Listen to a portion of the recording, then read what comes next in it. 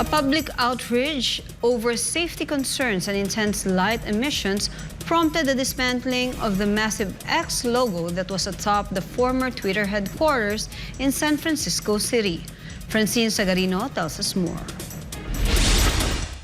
The gigantic and illuminating X sign that was hastily erected atop the Twitter headquarters has been taken down following a wave of complaints and safety concerns. The sign was installed just 3 days before its removal and sparked a massive uproar among nearby residents. The removal of the X sign took place on Monday morning, July 31st, putting an end to the controversy surrounding the unauthorized installation. No permit was required for the sign's removal, but the building owner must now secure a permit to avoid further violations. According to reports, the San Francisco Department of Building Inspection received 24 complaints over the weekend, expressing concerns about the sign's structural safety and its blinding illumination. Numerous residents reported being startled of the intense strobe of white light emanating from the X logo, with some mistaking it for lightning or a police siren.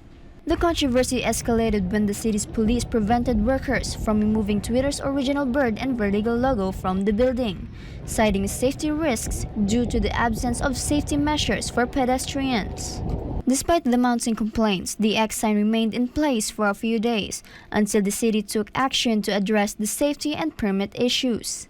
The Department of Building Inspection launched an investigation and found that the X sign was installed without the necessary safety permit. San Francisco City's Inspector Patrick Hannan revealed that he attempted to access the building's roof to address the complaints, but his request was denied twice. He further clarified that the building's owner would face fines for the installation and removal of the structure, as well as covering the cost of the department's inspection and investigation. Reporting, this has been Francine Sagarino, SMNI News. Japan is set to approve its first domestically developed coronavirus vaccine called Daichirona. Ria Saito has the details. Japan is expected to approve the Daichirona RNA vaccine after the panel of experts of the country's Ministry of Health, Labor and Welfare endorsed Daiichi Sankyo Company's plan to manufacture and sell the said drug.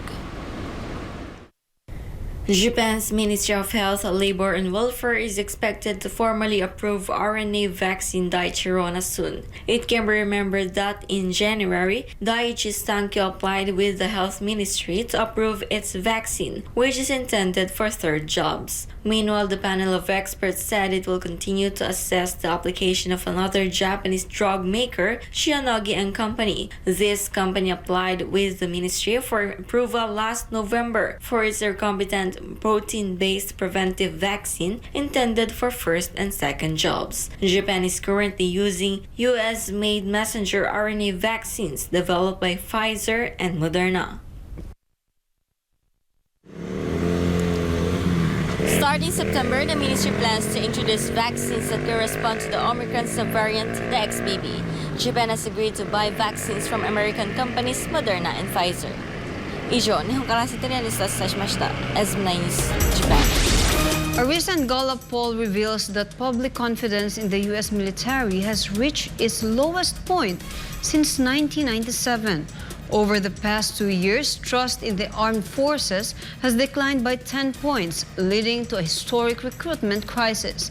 Loren Santos has the details. According to a Gallup poll published on Monday, fewer Americans have confidence in their military than at any point since 1997.